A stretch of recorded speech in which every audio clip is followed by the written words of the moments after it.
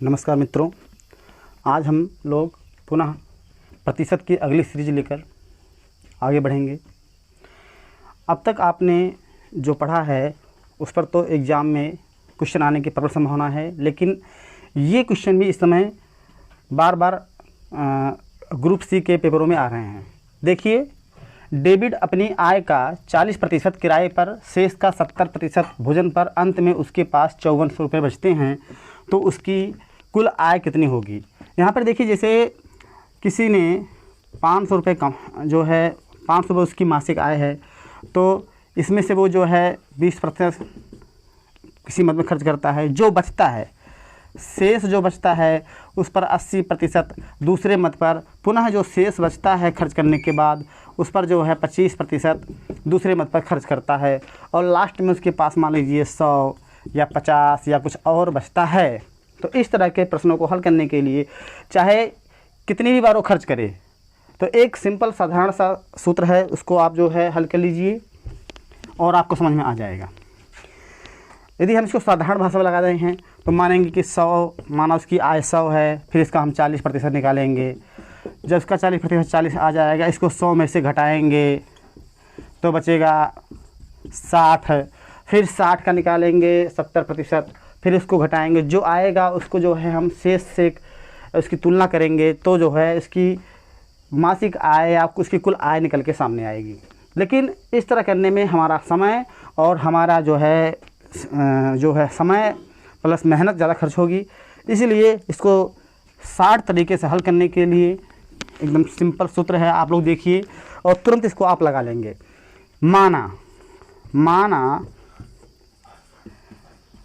उसकी कुल आय यक्स है। अब देखिए, ये यक्स बराबर, क्योंकि इसी में से खर्च कर रहा है तो उसको हम लिखेंगे, पहले क्या कर रहा है 40% खर्च है, तो 100/100 ऋण 40, मतलब आपको 100/100 करके जो पहला खर्च किया है उसको हटा देना है, फिर गुणे का चिन्ह लगा देना है। 100/ दोबारा खर्च कर रहा है 70, मतलब 100 ऋण 70। ऐसे कितनी भी बार खर्च करे उसको ऐसे गुणा करते जाना है, लिखते जाना है, और लास्ट में जो आपके पास शेष है उसको यहाँ पर गुणा कर देना है। बस क्या कर देना है, गुणा। तो x बराबर हो जाएगा आपका 100/, यहाँ घटेगा 60 गुणे 100/30 यहाँ घटेगा, और यहाँ बचेगा 5400। इस तरह इसको आप हल करेंगे, 0 कट गया, 6 9 54 और 3 त्रिका 9, लास्ट में आप तीनों गुणा करेंगे तो 3 डैट 1 2 3 4 0, 1 2 3 4, क्योंकि देखिए 100 से 1000 से गुणा करने में केवल 0 बढ़ता है, तो 3 उतार दिया गया, इसके बाद 2 शून्य इसका और 2 शून्य इसका। इसकी जो है कुल आय जो है इतनी थी। अब इसको आप इस तरह हल करेंगे तो हल हो जाएगा। अब मान लीजिए ये सवाल हो गया, फिर हम पुनः अभ्यास करते हैं। देखिए,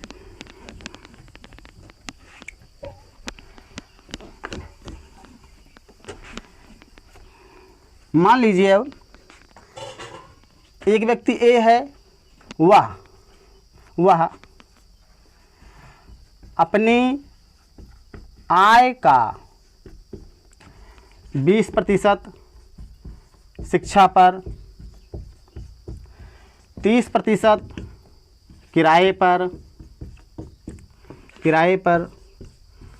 व 40%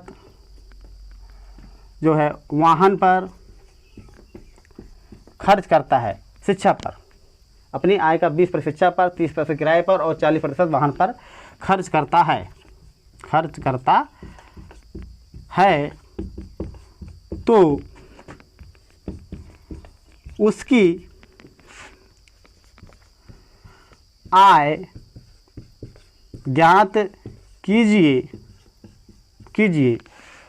और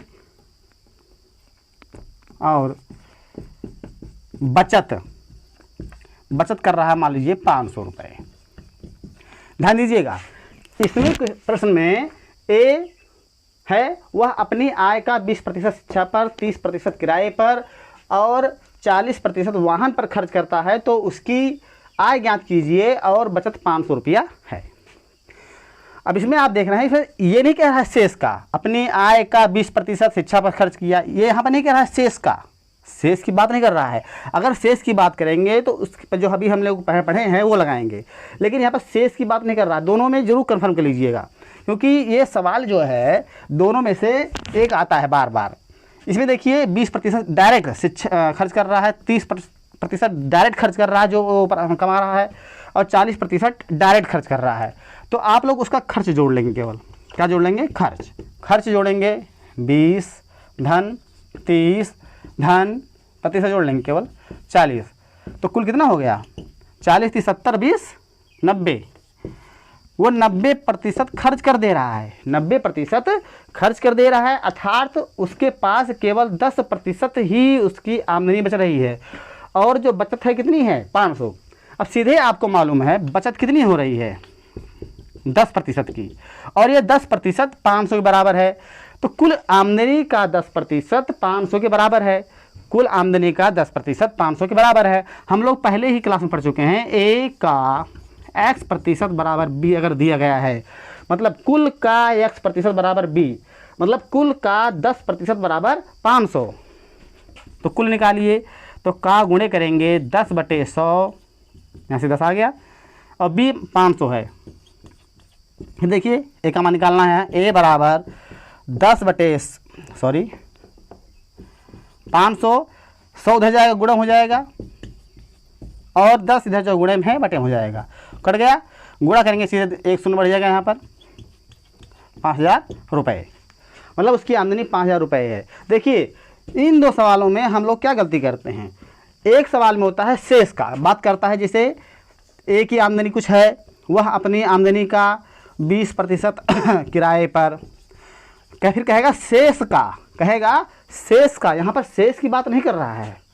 जब शेष की बात नहीं करेगा तो हम लोग उसके खर्चों के प्रतिशत को डायरेक्ट जोड़ लेते हैं, और जो बचता है उसी की इससे तुलना कर देते हैं शेष से। लेकिन अगर शेष की बात कर रहा है तो हम लोग जानते हैं वही 100 बटे जितना घटता जाएगा उतना घटते जाएंगे, 100 मान लीजिए 20, ठीक है, फिर गुणे 100 बटे मान लीजिए इसके आगे 50 खर्च कर रहा है तो 100 ऋण 50, फिर मान लीजिए इसके आगे 30 खर्च कर रहा है तो 100 बटे 100 ऋण 30। इसी तरह से, और जो लास्ट में शेष बचता है उसको यहाँ गुणा कर देते हैं। इस तरह आपका ये सवाल हल हो जाएगा। अब आप देख रहे हैं कि दोनों सवालों में थोड़ा सा अंतर है, केवल क्या, शेष का, और आप गलती करने की पूर्ण अवस्था में आ गए हैं। इसलिए ये गलती एग्जाम हाल में ना हो, यहाँ पर हो जाए ठीक है, लेकिन एग्जाम हाल में गलती नहीं होनी चाहिए। और एक क्वेश्चन इस पर जो है आपको मिलना ही मिलना है, या तो सिंपल क्वेश्चन ये है सीधे डायरेक्ट पूछ लेता है, लेकिन थोड़ा सा लेवल हाई होने के बाद शेष की बात करता है, और इसमें से एक प्रश्न आपको प्रतिशत का अवश्य हर परीक्षा मिलेगा, हर, इनमें कोई दो राय नहीं है। आइए अब हम लोग अगले प्रश्न में चलते हैं।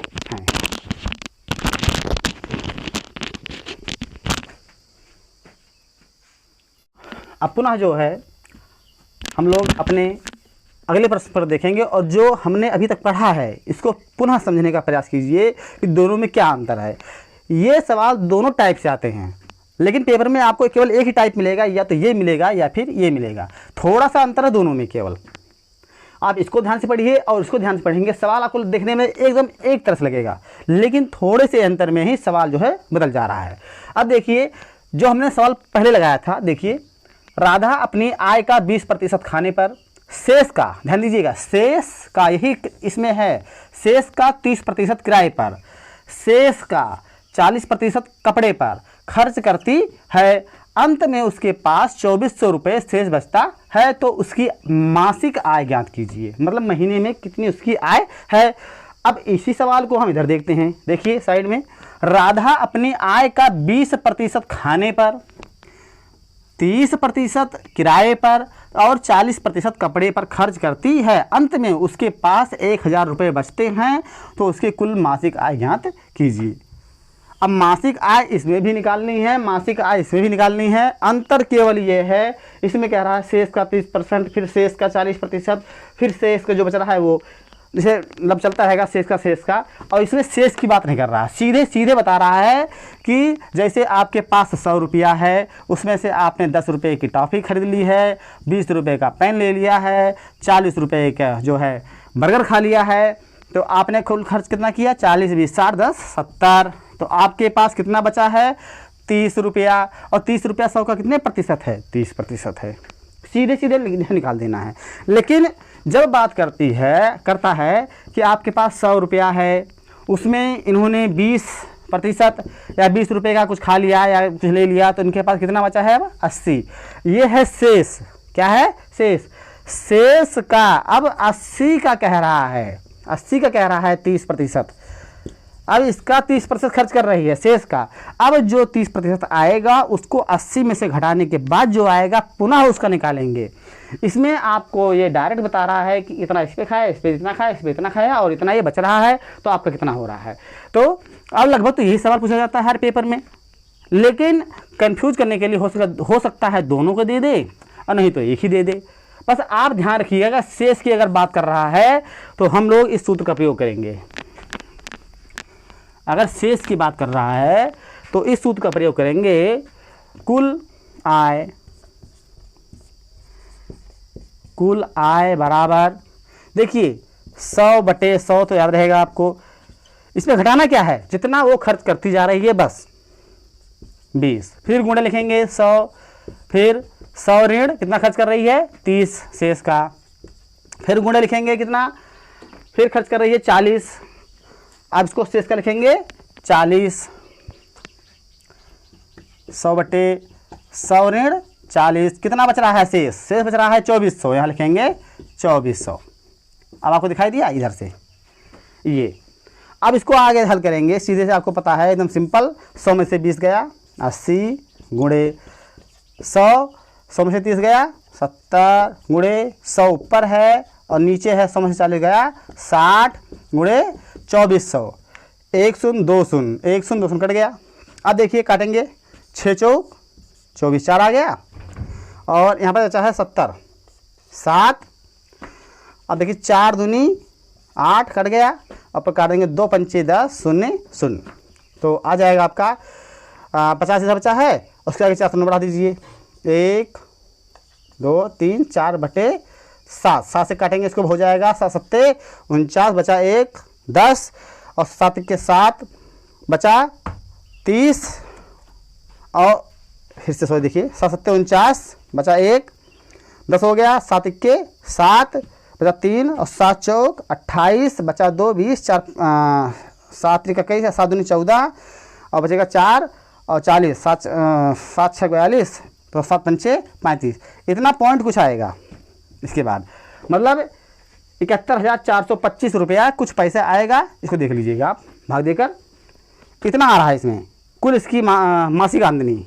इसी तरह आपको मतलब कुल मिला के इस पर मेथड ध्यान दीजिए, जो कटेगा लास्ट में ठीक ही कटेगा जो दिएंगे पेपर में। यहाँ पर ध्यान दीजिए, जितना वो खर्च करेगी उसको ऐसे घटाते जाएंगे और शेष से गुणा कर देंगे। अब इसी प्रश्न को इधर हल करते हैं जो सीधे खर्च दे रहा है। तो यहाँ निकालेंगे कुल खर्च। क्या निकालेंगे, कुल खर्च। देखिए उसने खर्च किया 20% खाने पर, 30% किराए पर और 40% कपड़े पर। तो कुल कितना प्रतिशत खर्च हुआ, 40 30 70 20 90।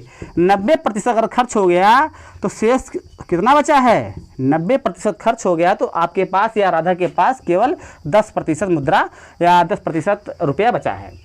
और कह रहा है अंत में उसके पास 1000 रुपया बचा है मतलब कुल का 10% 1000। तो हमें मालूम है ए का x% बराबर b। ए का मान निकालना है तो गुणे इसका मान है 10/100 बराबर b निकाले हैं, 1000 है पहले से मालूम है। अब देखिए ए का मान निकालने के लिए इसको उधर ले जाएंगे तो 1000 गुणे 100/10 कट गया। अब इसके आगे 100 बढ़ जाएगा, केवल बात 10,000 रुपये। उसकी मासिक आमदनी 10,000 रुपये है।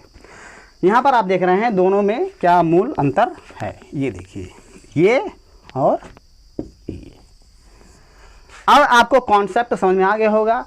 ऐसे ही प्रश्नों पर आप बार बार अभ्यास करेंगे और ये ध्यान रखिए कि ये पक्का चाहे पुलिस का पेपर हुआ, चाहे यूपी लेखपाल का पेपर होगा या यूपी एसएससी, इसमें से आपको या तो ये मिलेगा और या ये मिलेगा। हर पेपर में एक क्वेश्चन जो है हर साल इसमें रखा गया जाता है इसी टाइप का, एकदम सेम समझ लीजिए, केवल अंक बदले रहेंगे, नाम बदला रहेगा, बाकी प्रक्रिया यही रहेगी।